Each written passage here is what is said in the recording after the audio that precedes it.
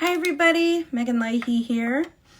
We are going live here in a moment with Dr. Mona Delahooke. This is a real treat for me because Dr. Delahooke is real deal. Oh, here she is. So she should be able to click join. I want to ask you to join. I can't ask you. You have to ask me, Mona. Oh, here we go. View request. And of course, I'm holding all my notes. Let's see. She should be hopping up here. Yay! It always feels like a miracle. It sure does. Oh my gosh. All right, let me adjust this. I'm usually on Zoom, so let me get this going here. Do what you need to do. Hello, take your time. Hi, everybody tuning in. We are live with Dr. Mona Delahooke, author of many great books, but this new beauty, Brain Body Parenting. And I think this is like the first time I've ever really met you. I think it is. I feel like we've met though, Meghan. I know. I watched your lives and everything, and I'm just a fan. So I feel like we do know each other. But I don't think we have done something before. We haven't, which is funny because we are so lined up with like how we think about parenting and children and kids and where we'd like to see things go. Yes. And so it's just such a pleasure. I have so much for you guys that don't know. The world is rife with parenting experts, which I always laugh because when people are like, what do you do? I'm like, It's a love-hate field for me because my dream would be that nobody would need me, right? Yeah. Nobody would need me. That people would tap into their strengths and get uncomfortable with discomfort, get comfortable with discomfort. And, but I understand the need for us. Within this world, Dr. Delahooke, or would you like to be called Mona, Dr. Delahooke? Oh, Mona for sure. Okay. Mona is... Yeah, go ahead. I'm just going to get a little light in here. Do. I'm sipping my tea.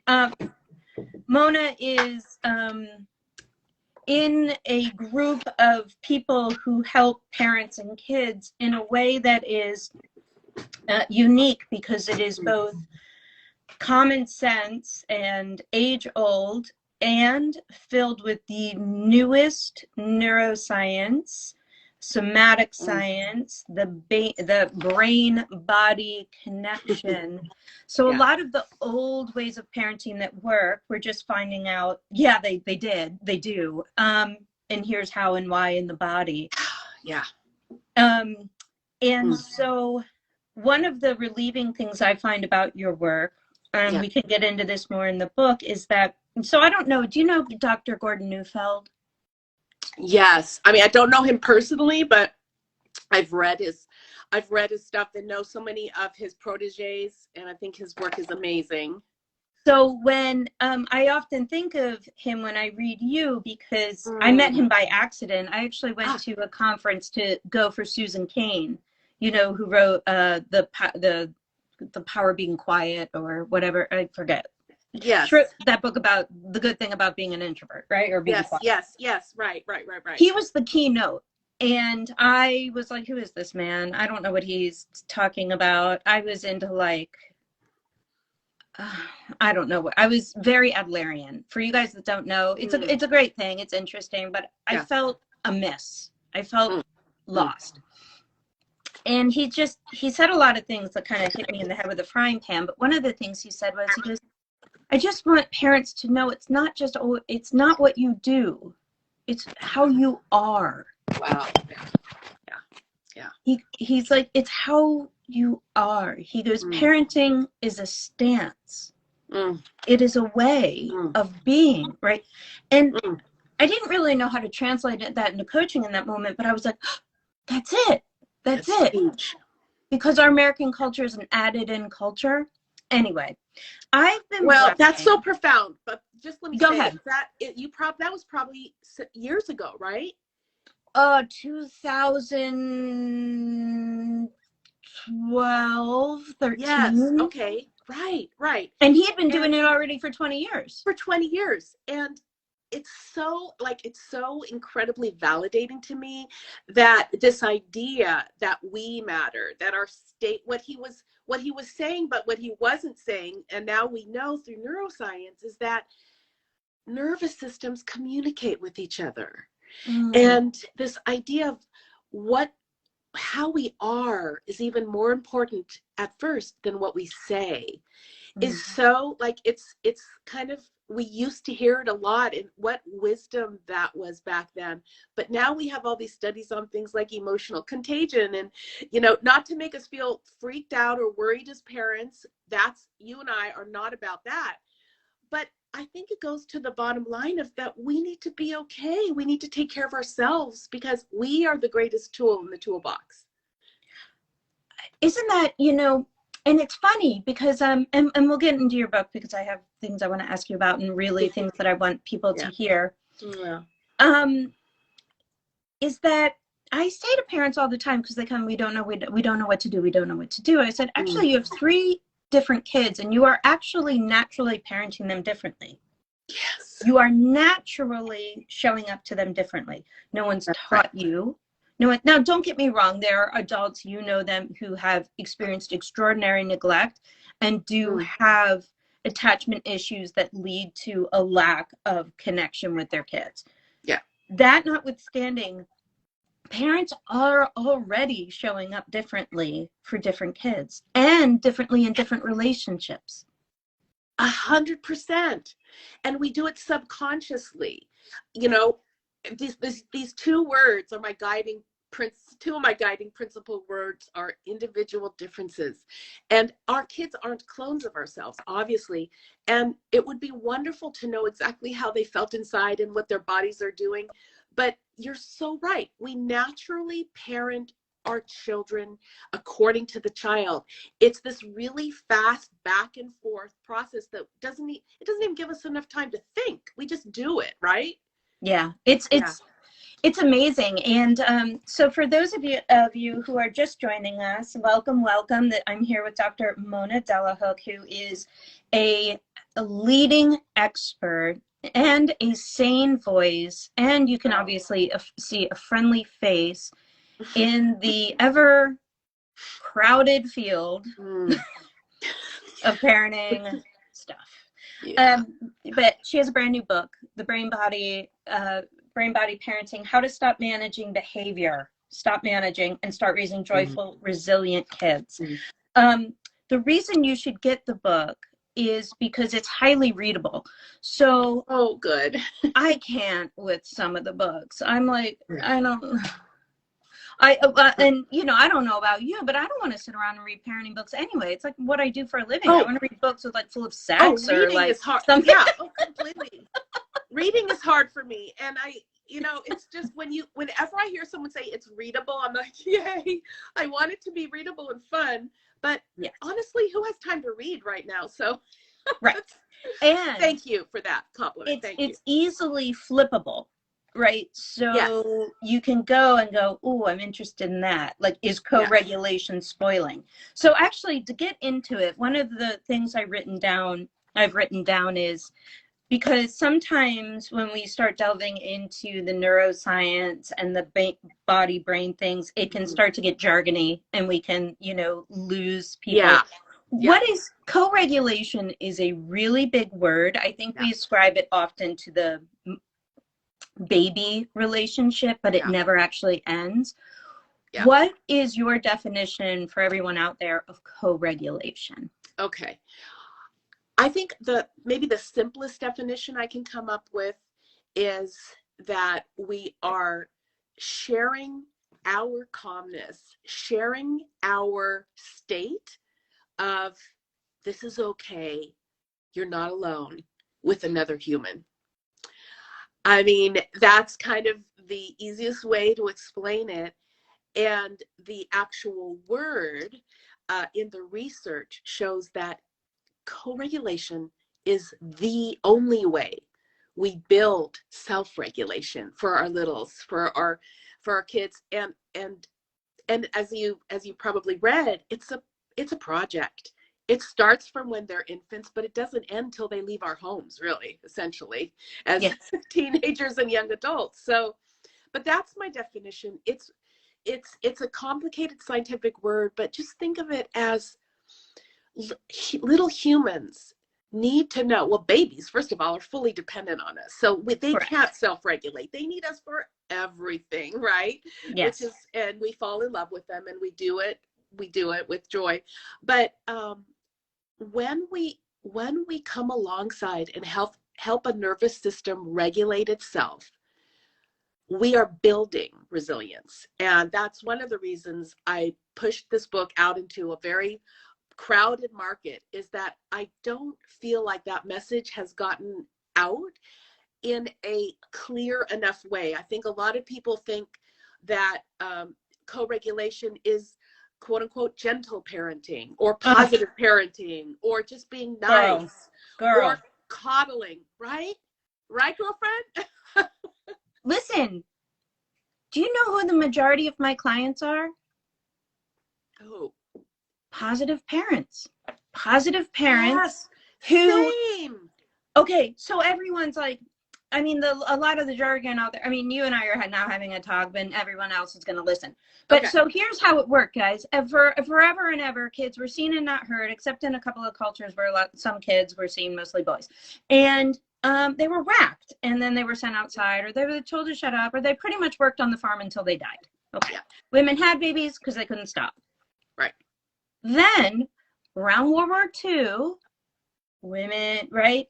Everything changed, and children, for a variety of good reasons, and women could stop having babies, their importance and individualism went up, right?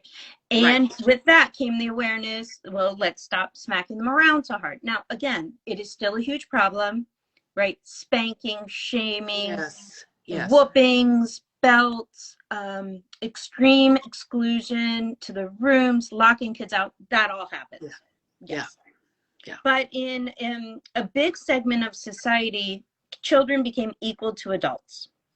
And so what Mona and I realized, now, of course, they're worthy of equality, right? But nature made us so that adults are more mature. We have to be in charge.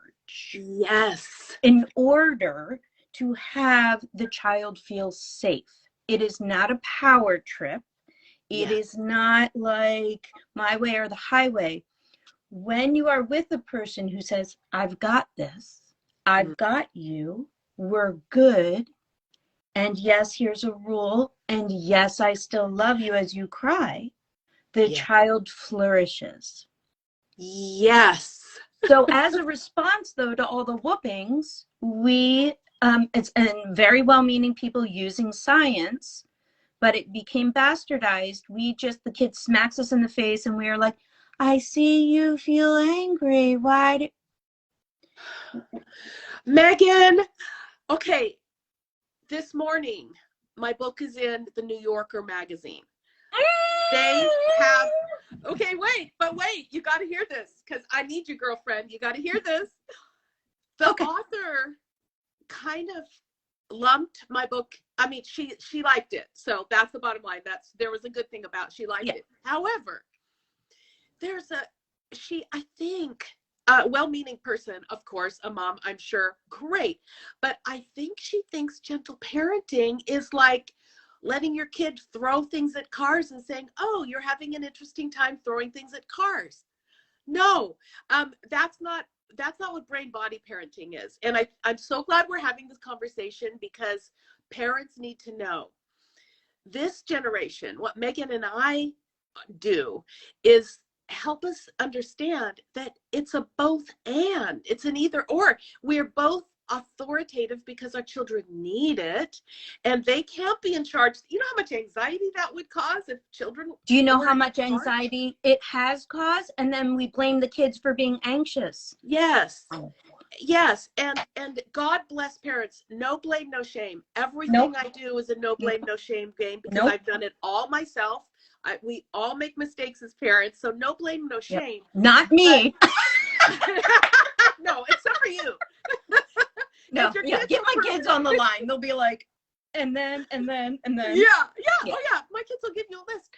But this, this New Yorker author, I'm so grateful that she highlighted my book, but I'm fascinated by the misperception that somehow if you're gentle, you can't also co-regulate. Because to me, again, this is why I wrote the book.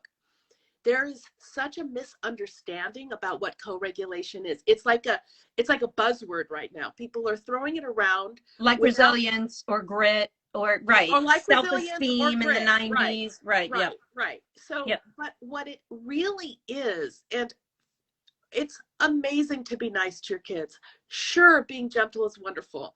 Being kind is and loving is all great. But that is not the kernel of it. Is that hi puppies. The kernel of it is that brain health is built by something called physiological state co-regulation. And what does that mean? It means that a human nervous system needs another one to regulate itself. Kids can't do it on their own. It's heavy in the infancy and toddler years, and then we titrate it as they age. And in the book, I explain how to titrate it. But this, again, I'm really excited about this conversation and about where the positive parenting movement is right now, because that New Yorker magazine shows us we have a long way to go in helping our mommies and daddies understand what it means. And does that make sense? 100%. And for those of you, again, who are just popping on, Dr. Mona Delahooke, Brain Body Parenting, what we're talking about is co-regulation, right? Which is essentially how to share your nervous system with your little one, right? So they feel felt, as Dan Siegel says, right? They feel seen, that right. Safe. Right. It, though, has been co-opted in the parenting trend world, and everything has a trend, right? And everything gets scooped up in it. But what Mona and I are talking about is that co-regulation is not giving up, giving in, giving them what they want, fear of your children, right? So Dr. Neufeld calls it, we can create an alpha child, which the child becomes in charge of the family out of a place of insecurity. Right? So somebody's got to rise to the top. Right. Within two humans, somebody always has power. We don't like that term, but it's true. Yeah. Right? So when we abdicate our power unknowingly, we don't wake up as parents ever and say, let me ruin my parenting by giving up and giving in. Yeah. Today's a good day for that. But when we unknowingly do it, it's like a hydra. It just keeps growing. So many of us do it. I just want to add, again, with such compassion, that many of us do it because we may have felt so, unseen by our own parents who were maybe rolling over our sensitive emotions. So it all comes from this place of wanting to be the best parent you can. And a lot of us are tired. So tired. And this is my page. So we get a healthy case of the fuckets. Right? And it will start by co-regulating, but we can't hang in because of our own childhood stories, our own triggers and or buttons, right? Because I consider them differently. Yes. Our own narrative, our own ability to stay open, stay out of fear. It is highly mature work. And I describe, and Mona's probably going to agree, that a lot of us are parenting kind of in a second language. Yes. Yes. Absolutely. A second language. Yes. Yeah. Fumbling our way through Yes. and trying to get it right. Yes. But again, the good news on that is that we are created to not have to get it right. You know, the great, Yes. yay, you know, Can the you great talk work. more about that? Can you Yeah. talk more? And like, everybody, please listen, that we were created as parents to not get it right, and why that is true. That's right. Doesn't that feel good? Because, okay, you know, we have built in resilience that we don't, that is in our biology. But you know, the work of Ed Tronick, he's an famous infant researcher. He's done so much work. When I worked in infant mental health, you know, we learned about all his stuff and a lot of research. But anyway, his study showed that in very average, I hate the word neurotypical, but typical families, mothers only get it right with their infants on what their infants need or want 30% of the time. So 70% of the time, naturally, people tend to get it wrong. But then all of a sudden you repair. You just like go, oh, you shift gears. We do that. We're like, oh, I thought you were hungry. Oh no, your diaper's wet. Or I thought you were really tired, but what you actually need is a hug. So we adjust, we pivot. And this idea that we don't have to be perfect and there's no way to always guess right what your child needs, either emotionally or physically, I hope sets us free. And I lay that out in one of the chapters. I think chapter 2 on the self-regulation piece is that all it really takes is curiosity, self-compassion. If you have some folks on your side, if you have friends or neighbors or families or your own moms and dads around you, neighbors, please, we are parenting in isolation. We're all recovering from the pandemic. I'm worried about our mommies and daddies of the world. Yes. And please just find connection, and no, you don't have to get it right. You don't. And yeah. One, I want to just interrupt you with your own book, is that what Mona's talking about here is our natural attempts to co-regulate, which most of us do naturally. Okay. Yes. And the idea of a mismatch, which is a misfire, right? That what we're meeting the child with does not answer the need or is, and that there is a repair. There can be a rebehavior. There can be a spoken repair. There can be a physical repair. Correct. And 90 billion% of you guys do that naturally. Yes. What happens is that we have, a lot of us, some special kids. They are more sensitive, more gifted, have a nervous system that is very, and the co-regulation feels more challenging, right? Based on temperament, who you are, and how you thought this was going to go, the stories we tell ourselves, the tape we play, and that didn't work, so I'll just do it louder and harder, or I'll just give up, right? Yes. And so a lot of you guys watching, like, I have an easy time with my kids.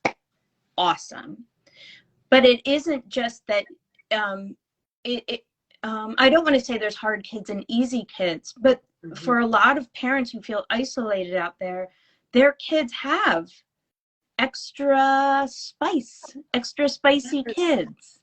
Yes. And the dance looks a little different. Maybe you've always been cha-chaing and now you're being asked to do the waltz. And learning that waltz can feel very painful and scary.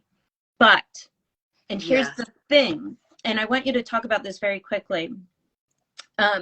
One of the ways you can learn how to waltz or cha-cha or do the different dance with your different kiddo is you mentioned 3 pathways. And can you just briefly mention that for everyone here? Yeah. So we have tools. We have tools to understand how to do the cha-cha. or the ballet, you know, when all you know is the foxtrot or whatever, like, you know, that happened to me as a mom. I wrote about it in the book. I had my PhD already, attachment theory, knew it backwards and forwards. I had a kid I didn't know how to dance with. She had differences, YouTube. So onward to a profession of trying to figure out what, you know, what to do with that. And just let me say, before I talk about the pathways super quick, is that our well-meaning education system, our pediatricians, our teachers, oftentimes, not because they don't care for us or love us, but oftentimes add to our angst because they're saying, oh, this might be a diagnosis. Oh, ooh, that's worrisome. I don't know what's going on there. Maybe you're not consistent enough. Maybe you need to clamp down harder, or we don't see this at all. This is a you problem. Yeah. This is interesting. It's happening at home and not here. Oh my gosh, I can't tell you the thousands. It just means a lot of times that the kid is barely holding on at school and only feels safe at home. Thank you. And their body budget is expended at school, and then they get home and you see what's left. Right. So if you're a parent and you're not feeling a ton of support from the community, I mean, you're feeling supported, but they're giving you information that's scaring you or freaking you out. Or old.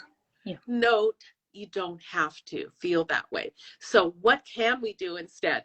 One of the very important things is that we can look at something called biomarkers. We can observe stuff in our children's bodies. We can become curious observers of their nervous system state.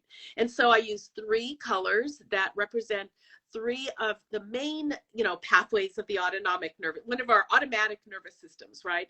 It really it kind of is the fuel that perpetuates our behaviors and our actions and our movement.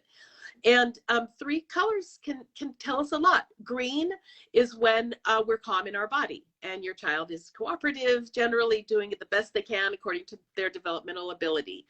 That's when we're green, we're calm, we're collected, we can think, we feel like a pretty good parent, you know, it's all good. But we all know that we're not always feeling green. Sometimes we get triggered into the fight or flight response, which we call the red pathway. And that's where on your children, those biomarkers are things like extra movement, hitting, kicking, screaming, crying, throwing things, biting, you know. And for us as parents, that would be when we feel out of control. Like we could, you know, we say or do things we regret. We may feel like running away. We may feel like, you know, punching a door. I mean, we all know what that feels like, I hope, because it's a natural pathway. It's a protective pathway that helps us get back to green. So it is not a dysfunction, y'all. It's not a dysfunction in the body. It doesn't mean there's anything wrong with you. It means that you're a human and you're functioning at your it means your body's under stress, certainly. Yes. And it means that you need to pull out your tools, but it means that you're perfectly normal and we're all going through it. And it means that your body budget may be a little low.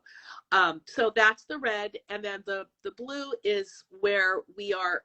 Usually this would be under extreme stress. What you look at on the child is like they're frozen, or they're not talking to you, or they're completely shut down, not for minutes at a time, but for days or weeks. You know, when someone is just like very shut down, either us, you know, which could be an indicator of depression or immobilization, that's the blue. So green is calm, red is kind of out of control, and blue is really disconnected. And you can have blends of those, but you can play with them to figure out how to help your child in the moment. And I think what's really important about you talking about this is because parents get tools, they get excited. Oh, okay, I'm going to connect to my child and I'm going to do this. Mm-hmm. Right. And we just kind of, like Dr. Neufeld always says, he wishes people were born with the red, yellow, green, like approach. Don't approach. So we get excited. I have my tool. I'm going to connect to my child. We're going to come up with a plan for getting out of the house for swimming. And they go and sit next to the couch, or they interrupt the internet game, or they did right. And the kid is not having it. And the parent's going, but I have this great strategy. Yes. Right. Yes. And it's the interplay of co-regulation. It's the reception of your energy. And also, is your energy, so by the way, and Mona will agree, the only person you can control is yourself. You have no control over any other human. Right. It's awful. It's awful. It's the worst part about being a parent. It's the worst part about being a human for me, right? Like, I just want everyone to do what I tell them to do, and it would be an abject failure, right?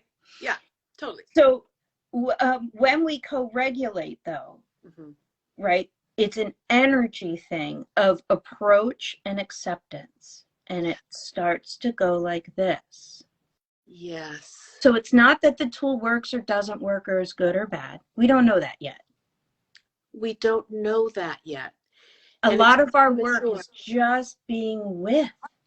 Just being with. And it sounds simple, but it's an embodied experience. And to be honest, it's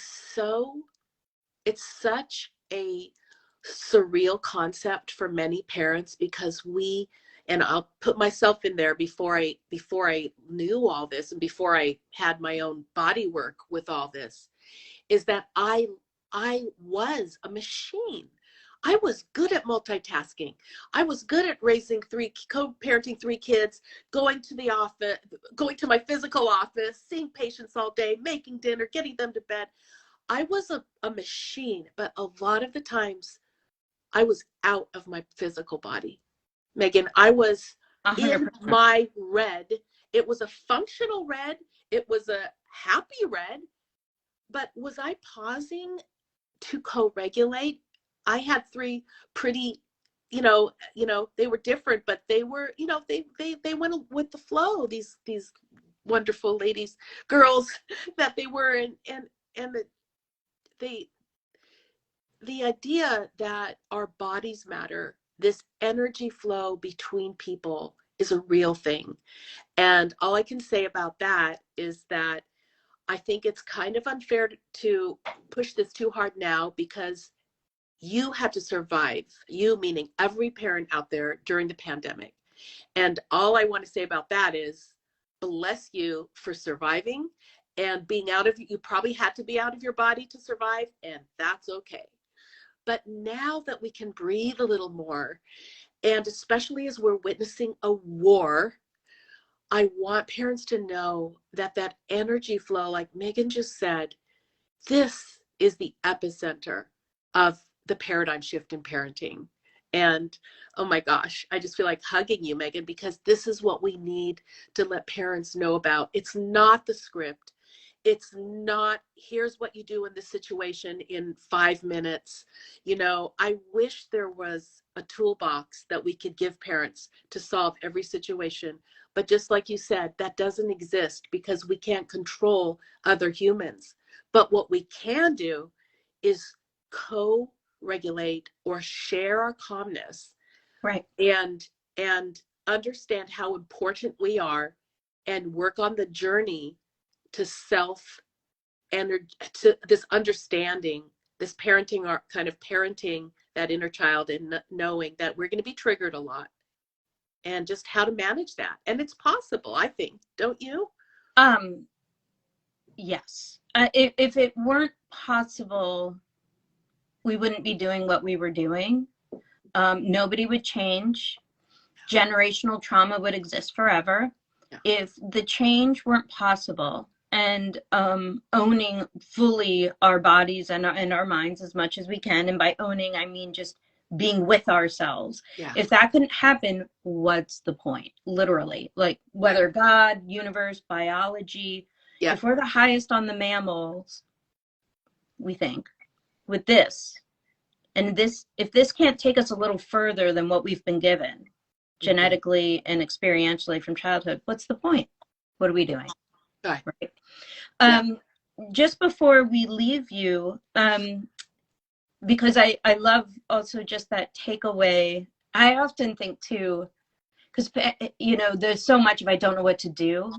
And I'm always saying to parents, when you stand on the other side of your kid's closed door and you feel lost, that's parenting.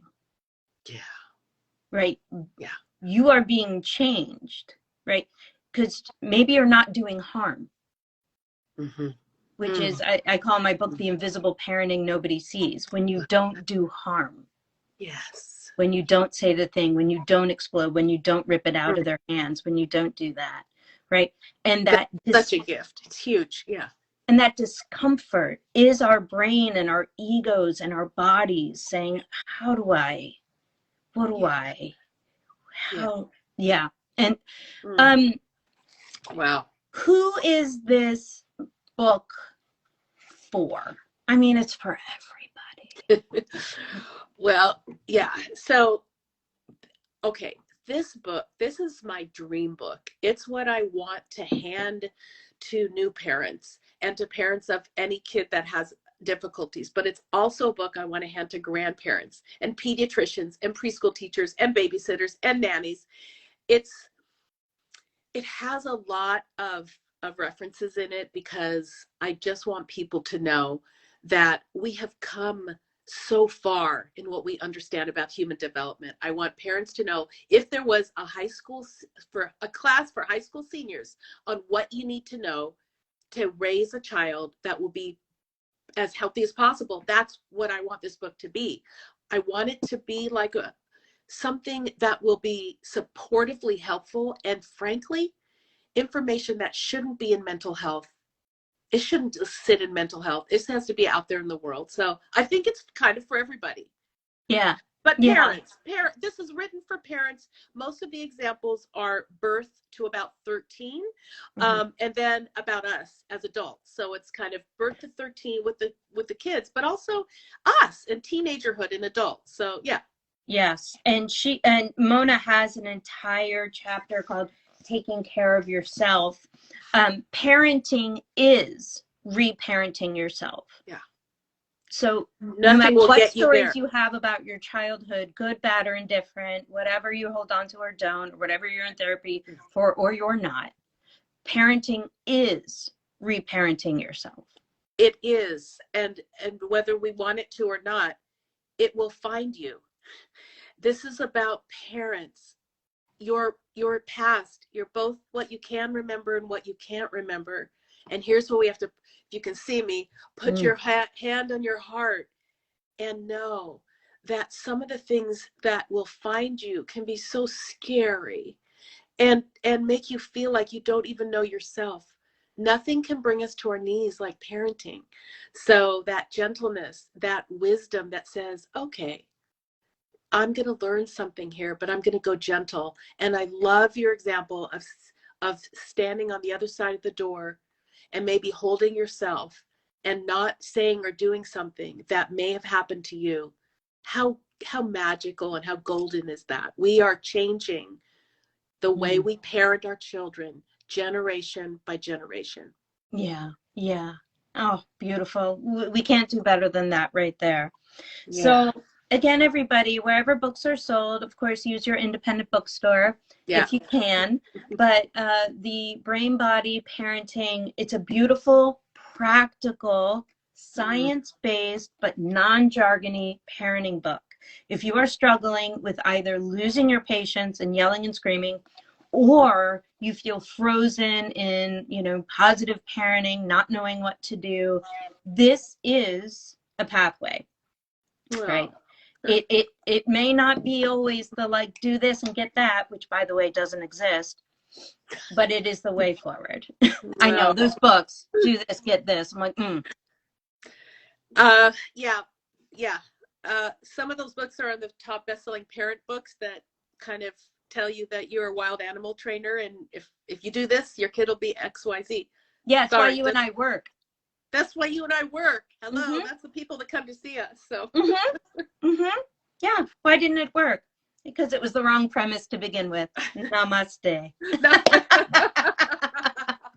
But you know what? There's no way to know. And we all made our mistakes as parents, and there's only forward.